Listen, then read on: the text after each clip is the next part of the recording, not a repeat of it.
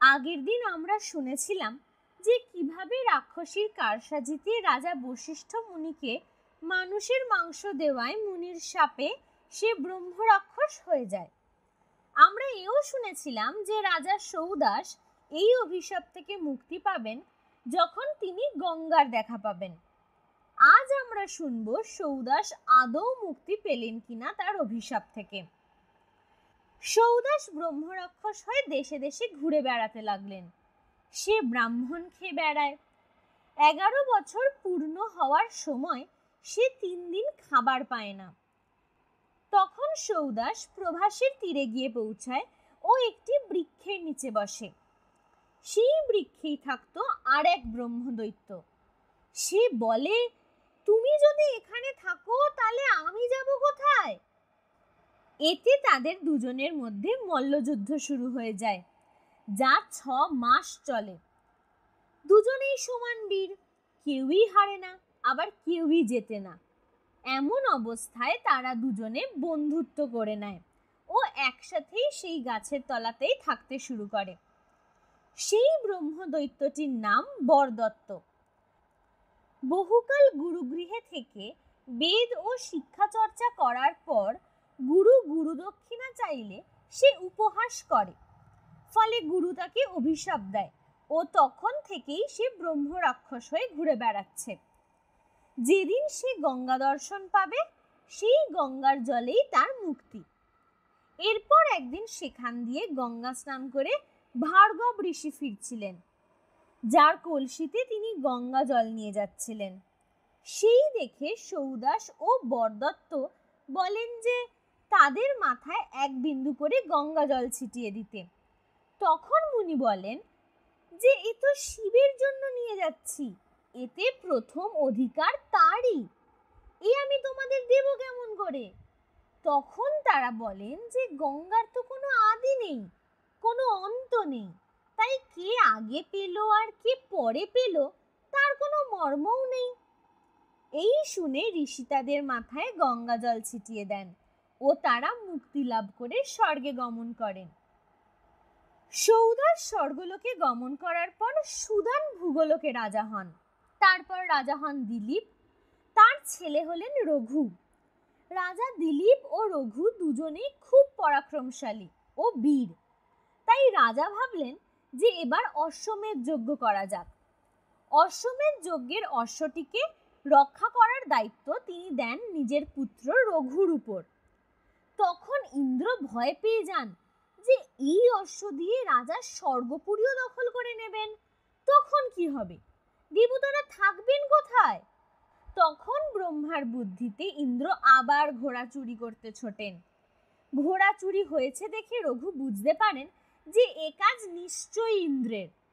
তাই তিনি নিজের রথ ছুটিয়ে ইন্দ্রের ভবনে এসে উপস্থিত হন। ইন্দ্র রঘুকে উপহাস করে বলেন যে এ তো বাচ্চা ছেলে, এখনই হেরে যাবে তার কাছে, সে নিজের মৃত্যুর সামনে এসছে। কিন্তু রঘুও বীর যোদ্ধা, দুজনের মধ্যে যুদ্ধ শুরু হয়।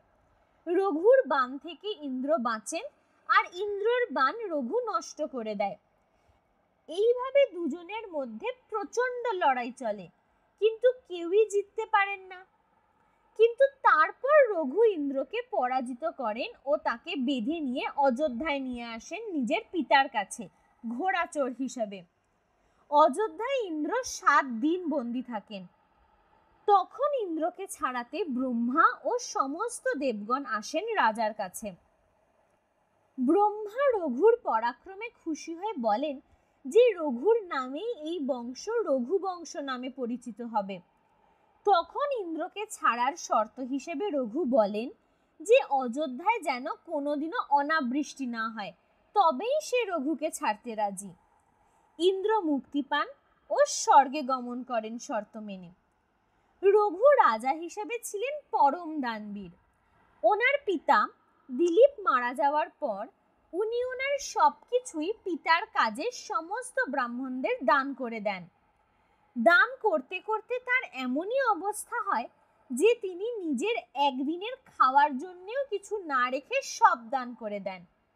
রাজার এমন অবস্থা হয় এরপর যে স্বয়ং রাজা সামান্য মাটির পাত্রে জল পান করা শুরু করেন। একদিন বরদত্ত বলে এক ব্রাহ্মণ কাশ্যপ মুনির আশ্রমে শিক্ষা লাভ করছিল। কাশ্যপ মুনি গুরু দক্ষিণা চান তার কাছ থেকে, যে তাকে 64 বিদ্যার পরিবর্তে 14 কোটি সোনা দিতে হবে। কিন্তু বরদত্ত এত সোনা পাবেন কোথায়?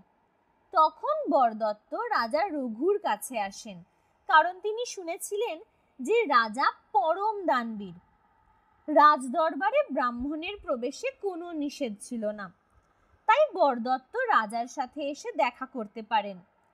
কিন্তু রাজাকে মাটির পাত্রে জল খেতে দেখে সে বোঝে যে রাজার এতই করুণ অবস্থা যে তার পক্ষে 14 কোটি সোনা দেওয়া সম্ভব নয়। এই ভেবে সে ফিরে যেতে যাচ্ছিল। এমন সময় রাজা এসে তাকে ডেকে নিয়ে বসান ও তার পা ধুয়ে দেন। তখনকার সমাজে এটাই প্রথা ছিল, ব্রাহ্মণ হলো সবার উপরে, তাই ব্রাহ্মণ সেবা, তার পা ধুয়ে দেওয়া এইসব ছিল খুবই পুণ্যের কাজ, যা রাজা স্বয়ং করবেন। ব্রাহ্মণের পদসেবা করতে করতে রাজা প্রশ্ন করেন যে কি করতে আপনি এসেছিলেন এখানে? তখন বরদত্ত জানায় যে তিনি রাজার কাছে 14 কোটি সোনা চাইতে এসেছিলেন, কিন্তু রাজার অবস্থা দেখে তিনি ফিরে যাচ্ছিলেন। যে রাজার এমন অবস্থা হয়েছে, যে রাজা মাটির পাত্রে জল পান করেন, সে রাজা তাকে সাহায্য করবেন কি করে? এতক্ষণ আপনারা শুনছিলেন রামায়ণ পার্ট 6, শুধুমাত্র মাইথিক মাইন্ডসে। আজ এতটাই। পরের দিন আমরা শুনব রাজা বরদত্তকে কি উত্তর দিলেন, আদৌ কি তিনি তাকে সাহায্য করতে পারলেন? এরপর রাজা রঘুর কি হলো, আর রঘু বংশেরই বা কি হলো? জানতে এই চ্যানেলটি সাবস্ক্রাইব করে রাখুন, আর ভালো লাগলে শেয়ার করতে ভুলবেন না যেন।